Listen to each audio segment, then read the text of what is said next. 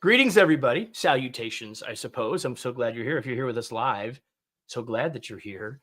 And if you're with us live, what I'd really like you to do first is to get your fingers talking to me by typing in the chat or comments of wherever you are, whatever platform you're on, and tell me where you're located. Tell us who you are, where you're located. I would love for you to do that for two reasons. I'm naturally curious, but the other reason that I want you to do that is I want you to get used to using those fingers, because for the next 30 or 40 minutes, I hope that you will engage in this conversation. I just want you to imagine that you were joining my guest and I, who I will introduce in a second, around a table. We're having a cup of coffee. And if you had a question, you wouldn't just watch us. If you had a question, you'd ask it. If you had a comment, you would share it. If you had an idea, you would offer it. So why not do that here? Like, that seems like a logical thing to do. So why not do that? You will get more from this conversation. You will help make it, we will have a more enjoyable time. It will be more practical for you, and you will help make it a better podcast. So if you didn't know, if you're just joining us for the first time, welcome. You see over my shoulder that this will eventually be an episode of the Remarkable Leadership Podcast. So now that I've welcomed all of you that are here live or who are watching this later, I'm going to do a read of the opening of the podcast, because none of the stuff I've already said will be there. It will just be for you. So Marissa, this is for you in 3, 2, 1.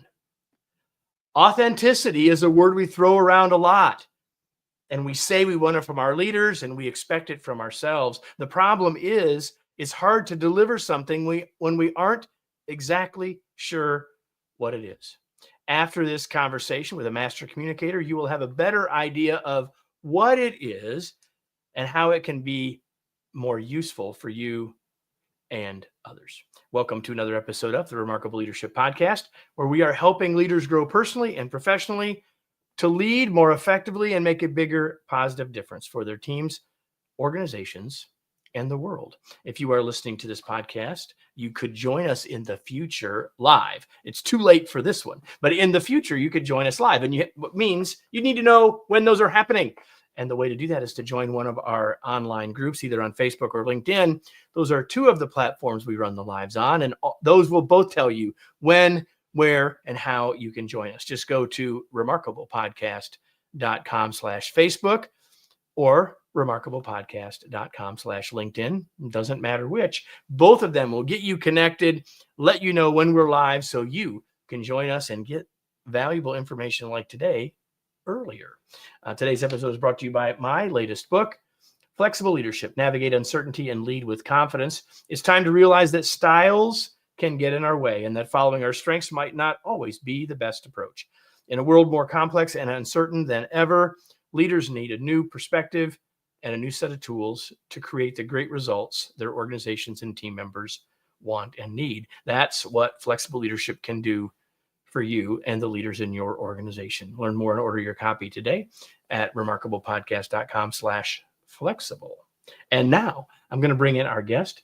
And before I introduce her, I'm going to tell you, I've got to bring something back up on top here so I can see it. There we go. I have to tell you, and you will know why in a minute, that of all the people I've interviewed, this is one that I'm a little bit nervous about. You'll understand why in a second.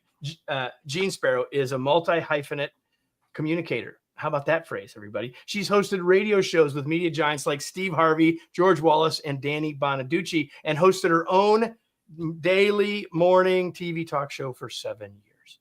Currently, she hosts a weekly radio show on V103, the top-rated iHeart radio station in Chicago, and hosts the Fearless Authenticity with Jeanne Sparrow podcast on the iHeart Podcast Network. She appears regularly on top-rated Chicago TV stations as a fill-in host and guest. She's a longtime voiceover artist, doing hundreds of commercials for national brands, is an actor in commercials and on broadcast TV, like on Fox's Empire, Chicago Med, Magnum PI.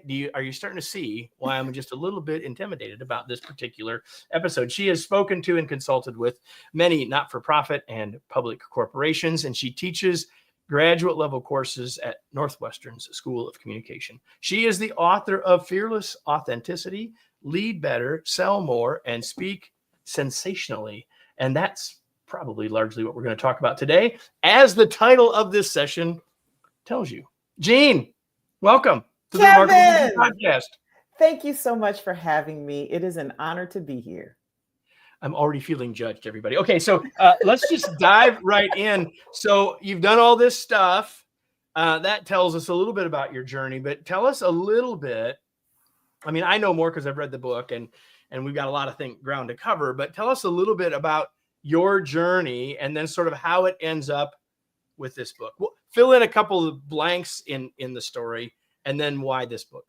So I started talking at a very young age and I haven't shut up since. And that's pretty much the essence of who I am and what I do. And I've just found different ways to do it. But I have learned that the ability to take skills from one place and apply them to another is the reason why we stay successful. And through my podcast, I have learned that through all the people that I talk to that are also in the book. That's the reason why I started the podcast to begin with, to get more material for my book and to inside baseball, everybody.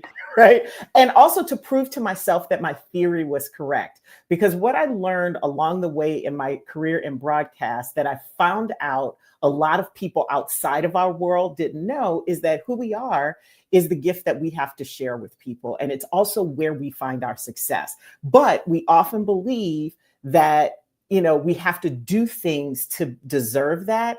And we often believe that the world is telling us that who we are is not enough. And, I struggle with that myself. I mean, all of us have, there's some article recently out that imposter syndrome is like at 100% in C-suites across the country because people are trying to figure out how they got where they are. And I think part of that is because we even though our parents told us that we're enough, that we will find our people, that we don't actually believe it. And we have to go through some things to do that. So when I was politely invited to find my success elsewhere after my last show was canceled,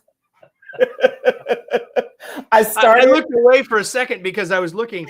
I know that I'm doing an upcoming show with someone about the imposter syndrome. Oh, good. And I know that we've done a couple in the past, and so we'll put all those in the show notes. I promise you, I wasn't ignoring you. So,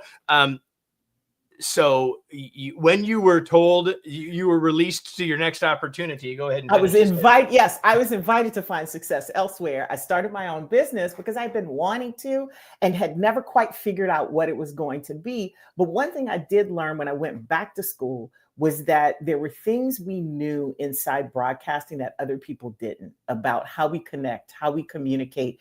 And I realized when I was in grad school that it was about leadership. Like it was about how we take the things we know, transfer them to other people and inspire them to act in a way that gets us closer to our goals.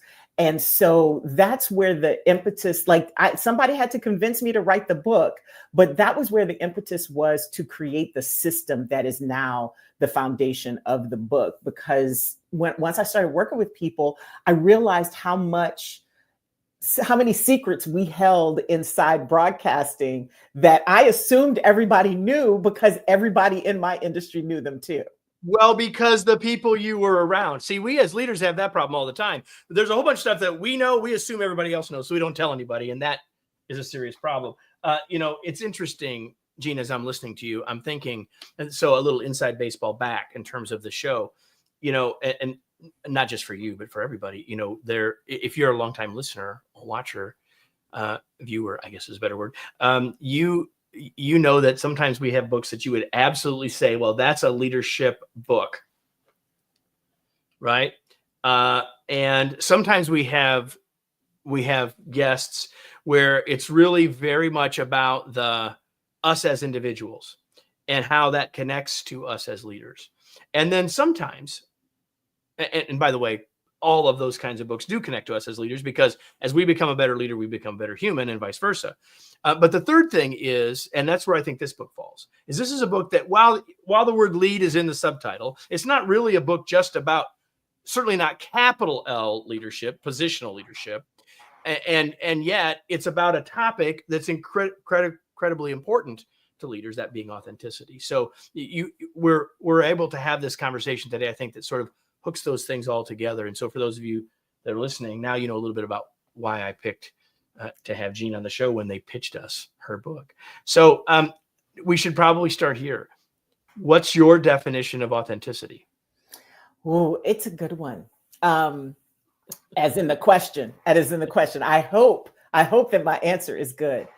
Authenticity, in the way I see it in work, whether that's as a leader or as a rising leader or as somebody who, coaches, mentors, both of those. Authenticity is bringing all of your experiences to your work in a way that advances your work forward. So I like to tell a story that is in the book about how who we are personally impacts what we do and actually adds to the experience of what our goals are trying to get to. And I had a producer. It was back in the day, like, I don't know, when autism was first being discussed publicly as a spectrum disorder. Like, it was, it had gone through so many levels of awareness, right? And the Autism Awareness Month, I believe, was called something different at that time. But we were trying, because we served a lot of women as our viewers, we wanted to do a series about that to raise awareness and to help moms who were trying to figure out what might be going on with their children. Right. So we start brainstorming in one of our meetings, and we think we're cooking, right? We think we're popping on all 8 cylinders. And one of our producers goes, wait, my 2 kids just got diagnosed on the spectrum, and everything we just talked about is irrelevant and not helpful. And we were all like, A, because we didn't know her children were on the spectrum. And 2, because we didn't realize, we thought we were doing something good. And in that moment, I think we all realized that we could have either embarrassed ourselves, offended or not somebody, have the impact you wanted to have, for sure. And then the third piece is done the exact opposite of what we had intended to do. Right. And in those moments, when we can bring our personal experiences to bear in our work, then we can do what we came there to do. We can amplify the things that we want to amplify and impact people the way that we want to, and reach the goals that we intended. And if I'm not mistaken, I think we ended up getting some award nominations for that series after we had all done it. And we could have fallen flat on our face, but that person deciding to be authentic at work. And here's the thing, she didn't have to disclose that her children were on the spectrum to be able, she could have just said, I know something about this and we're wrong. And here's why. But had she taken that approach, it might not have had the impact on all of you. No. It wouldn't have, but I mean, it probably would have changed. It probably would have changed your series, but maybe not. Could have had, it still could have had an impact, and that's really what this is about. What she did in that moment, because this wasn't even her. She wasn't the one even pitching the idea, right? It was somebody else's idea, but she made that idea better. She amplified how that whole thing turned out. But here's the thing I want people to know, Kevin. What happens, and we make these decisions every day, what happens when we sit in a meeting, when we know better, and we sit silent? And a lot of times that choice is determined by how the leader makes it possible for that kind of conversation to happen. Yeah, there's 2 sides. Yes, 100%. Everybody, thank you for that, Jeanne. And there's 2 parts to that. There's us thinking about that when we're in that meeting. There's us thinking about that when we're in the meeting and we're the leader, because then sometimes we may need to share that, but we need to make sure we're not going first, because we want to make sure we're not overwhelming what else might show up. And the third thing I would say is, are we making it safe for people to make the conscious choice in that meeting? So, Jeanne, you asked it as in the first person for me as an individual in that meeting. And I'm just saying there's two examples there when I have the boss hat on and when I don't. But the third thing is so important. Like, can we make it safe for people to do that? The book is titled Fearless Authenticity. And this example, I think, gets at that a little bit. Yet I'd like you to say a little bit more about why fearless. Because it takes courage to stand where you are and say who you are, or even more importantly, show who you are. When we are pressed, like think about when you were a kid, right? Your first day. That was a long time ago for me. Same, sir, same. Back when we were in school, it was called junior high, not middle school. You are so correct about that. I remember when I was in 8th grade, it switched to middle school, and I was like, what's a middle school? What is a middle school? But were you as freaked out about going to high school as I was? Well, you know what? Can I tell you something? I wasn't, Sorry, and I was. I got you off subject. No. Let me tell you. Listen, I'm very easy to get off track, but I will get us back to where we were going. So I actually lived in a town where it was a fairly small town in Southwest Louisiana called New Iberia. It's where they make the Tabasco sauce. I always give Tabasco that sauce. Yes. So we had a freshman high school because the way that the schools were integrated way back in the day, the number of students that were there, it just couldn't at that time have two separate. So yeah, exactly. I didn't have that. I got dropped right in. Of course, it was a small school, but still, I was still a little bit freaked out. I'm just being honest. I don't think I've ever said that out loud before. Well, I didn't have, the reason why I wasn't freaked out is because we had a school that was freshman only. So by the time you got to build enough confidence before you went to the big high school, 10 through 12. And so for me, it was a little bit easier. And that's the reason why I see junior high as the big, like, I got to put on my big girl pants now. Like I'm at the big, and here's the other thing. I went from Catholic school to public school. And so I went from a much smaller schooling situation into a larger, I mean, it wasn't huge, but it was large to me, where I, had to make some new friends and do some things. But I think for everybody, junior high is kind of where you start to show, or middle school is where you start to show your personality. Because you know yourself better at that point. But it is also, at least you think you do. You think you do. But you know yourself better than you did when you were 5, right? But the thing is you also care more about what other people think because you are unsure. You are looking around for cues to see if what you're feeling is normal, to see if you are normal.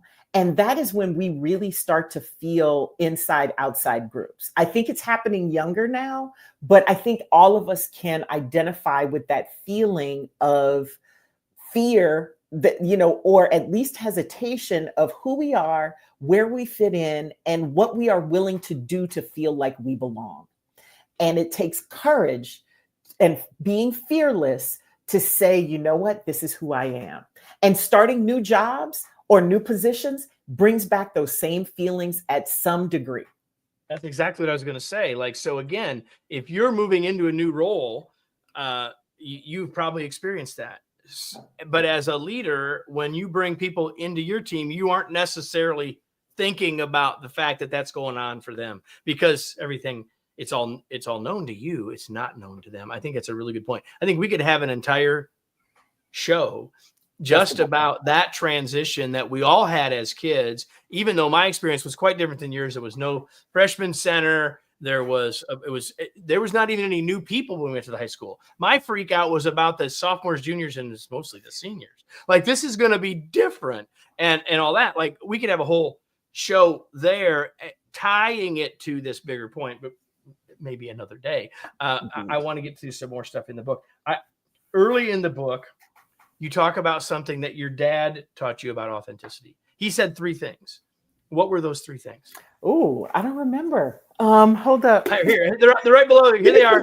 Oh, those 3 things. Okay, those 3 things. Because let me tell you something, Kevin. I told you I wasn't going to be Mike Wallace. I wasn't trying to trip you up. My daddy told me a lot of things. Well, fair. My daddy told me a lot of things. I have a whole series on social media about the stuff that my father has told me. Okay. So yes, 3 things you need to have. to be authentic, to be fearless, first you have to be brave. That's where the courage comes in, right? You got to take that step. Then you have to be free enough to be able to express yourself, right? It can't just be fearless and standing on business silently, right? You have to actually be free enough to express, not only feel it, but express it to other people. And then finally, you just need to be you. But you have to know who you are. And exactly. And I think that's where we'll spend the rest of our time, right? So like, it's really important. I mean, it's easy to say, be brave, be free, be you. It's a good little chant though, isn't it? It is. It's good. It's really good. But in the open, I said, sometimes we all talk about this, like we ought to be authentic. And yet we don't always know what that really means. And it starts with our identity, right? And that's what you're talking about now, is how does this all connect? And so our identity and our authenticity, right? So do you have it? Go ahead. I will even drill it down further from there.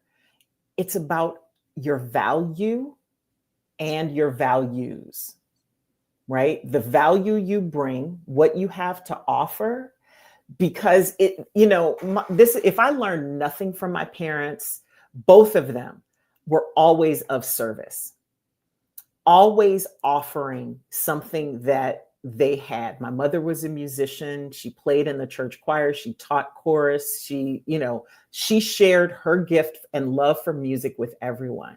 My dad was always driving Miss Daisy, always. Like there was always some little old lady in the back seat taking him to go, as we used to say in Louisiana, go make groceries, to go to church, to go to mass, wherever. My daddy was that person. He was always the one who was your whole accent just came out in that moment. Just a bit. I don't know if you noticed. I've been in Chicago so long, but sometimes Louisiana will come flying out of my mouth because as a broadcaster, we have a standard accent. Right. And so that's a really interesting point too, right? So and that's, I think, right there is one of the things that people get stuck with, right? As a leader, not stuck with, but stuck around. Like, someone listening may be thinking, well, is Jeanne really authentic if she's had to change the way she talks?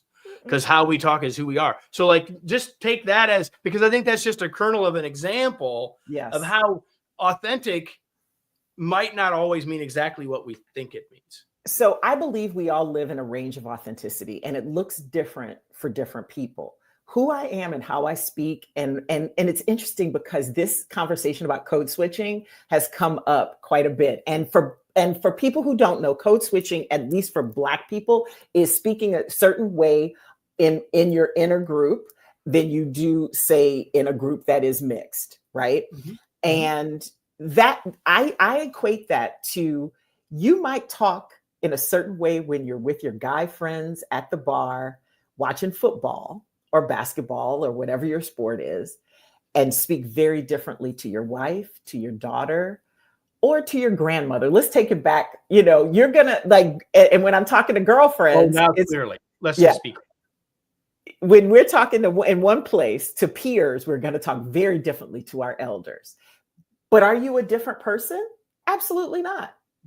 In fact, your grandmother probably knows about the colorful language you use when you're in the you're assuming that I use colorful language, Jeanne. Now let's be careful here. I'm speaking to the audience. Oh, Kevin. Okay, fair. No, I'm not making any assumptions. There is somebody out there who uses colorful language that his grandmother may be aware of, but that he would never say to his grandmother. I actually had a conversation about that word, using the word damn, with my grandmother once. And I said, you can say a different word, and it's the thought underneath it is exactly the same. And she goes, it doesn't matter. I'm still not going to say it. Anyway, but I think that's a great example. I mean, I'm glad that we just took that little detour, because I think that's a perfect example that doesn't change who we are. And you are, I'm confident, based on our short conversation and having read your book, and we're talking with Jeanne Sparrow about her new book, Fearless Authenticity. I'm confident in saying this, that you are supremely proud of your kidhood. and supremely comfortable letting that South Louisiana accent come back out. And that doesn't mean that it has That's to the be. other piece. What's I'm that? sorry? No, go ahead. I was like, everybody also doesn't understand a South Louisiana accent. I had to interpret for my grandmother's first language was Creole French. So we had to, you know, somebody comes from someplace else and you hear all the shaz, the babies and the blah, blah, blahs, honey, they're not hearing it. Exactly. So I'm sorry, I interrupted. No, that's okay. We have to get at the foundation in the book. You mentioned it earlier, and I'm a little bit careful. I want to be a little bit careful on our time, but I want you to at least get to this foundation. Again, a 3-part phrase, and I'll just put it on the screen for those watching. Live it, tell it, sell it. Because again, I don't know that a lot of people would initially put the word sell it with authenticity. So can you just unpack this a little bit? Not too much, because everyone needs to go make sure they go buy a copy of the book. But when you say live it, tell it, sell it, what are you talking about?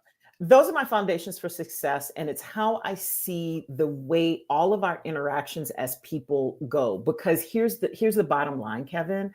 Everything we do is that we are trying to produce at work to reach goals has to involve working with other people, whether that is an active sales effort to external stakeholders, let's call them, or whether that's internally organizing to get some process going, right?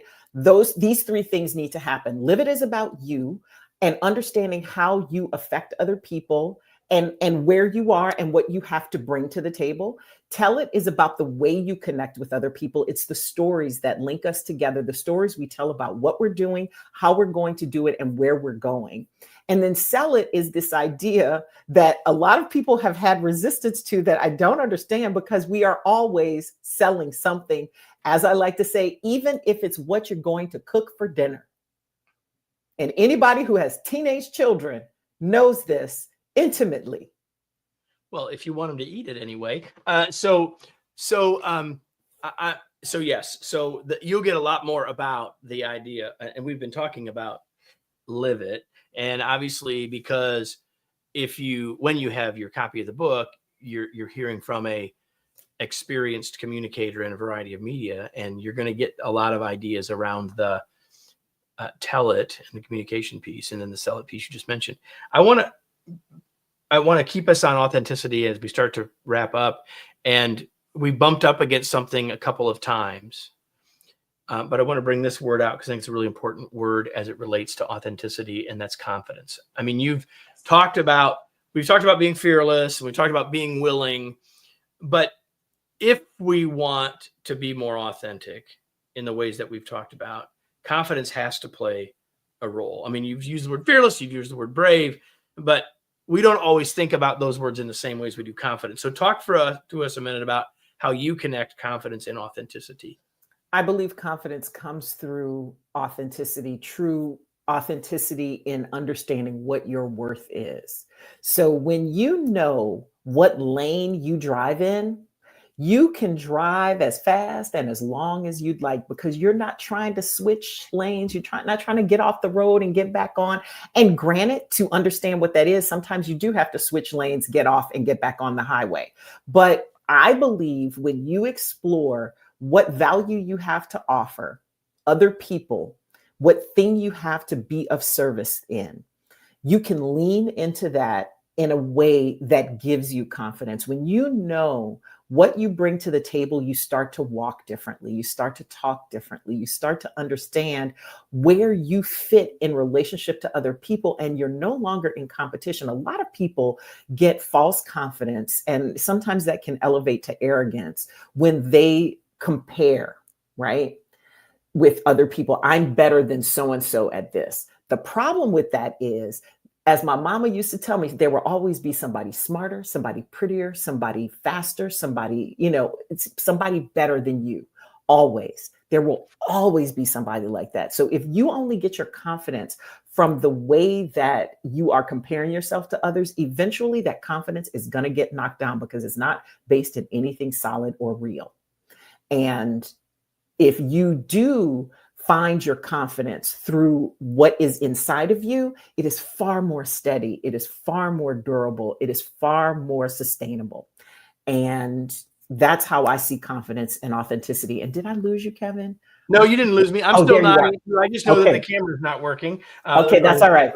Has frozen. So it's a lovely place that it froze. For all of you that are watching, I apologize. But for those of you listening, it doesn't matter. The thing that I love about what you just said, Mhm. Jeanne, is this idea that if we're saying we want to be fearless, we say, like, I got to be confident to be fearless, and yet the starting point here is clarity about self. And when we have the clarity, the confidence will be there. And so it's not like we have to muster the confidence. We have to let the clarity show the confidence through, if that makes sense. 100%. I often tell people that I'm training and working with that we end up sometimes doubting ourselves, and especially it happens at midlife where you look up one day and you go, how did I get here? And then we get on this whole tangent of, I got to find purpose in my work and this and that and the other. The reality is that if you are stepping into who you are and you understand your value and what you have to offer, your purpose will find you. You just keep doing what you do well, what you know that you are here to offer other people, and the value that you can transfer from yourself to somebody else in service of some, goal that you have together, hopefully a higher, greater good. But even if it's just to get through the end of the day, like literally, if you have that, then you can sustain the whole journey, and it will all find you. I think a lot of times we chase things not realizing that things run away when we chase them.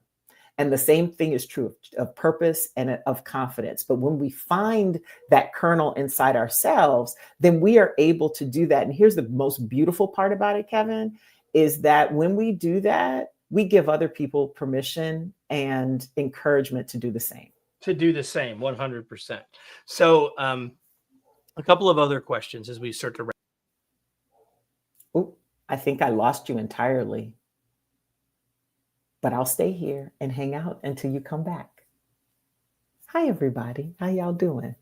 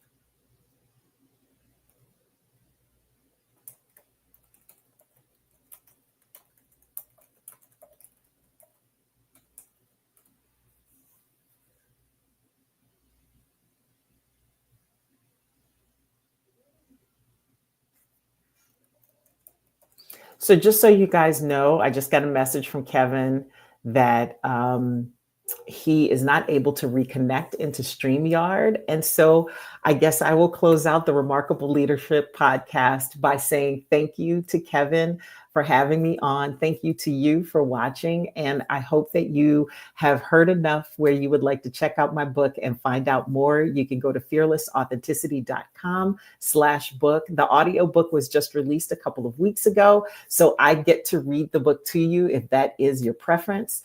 And Kevin also wanted me to answer his last question that he always does about what I'm reading now. So I'm reading a couple of different things because I always have a bunch of books open at the same time, and I seem to just plod my way through them. But the one that I'm really trying to finish is Atomic Habits. I know I'm late on Atomic Habits, but this is the reason why, is because I need to work on my habits. I got my confidence and my fearless authenticity down and putting it into action, but the habits part is hard because my day is different all the time. And so making habits has always been a challenging thing for me. But in any case, it will help me. See how one book helps you use another book? I love it. So anyway, I hope you will check out Fearless Authenticity, Lead Better, Sell More, and Speak Sensationally wherever you get your books, including the audiobook. It has been a pleasure to be on the Remarkable Leadership Podcast. Thank you so much, Kevin. I appreciate you. And bye, everybody. Have a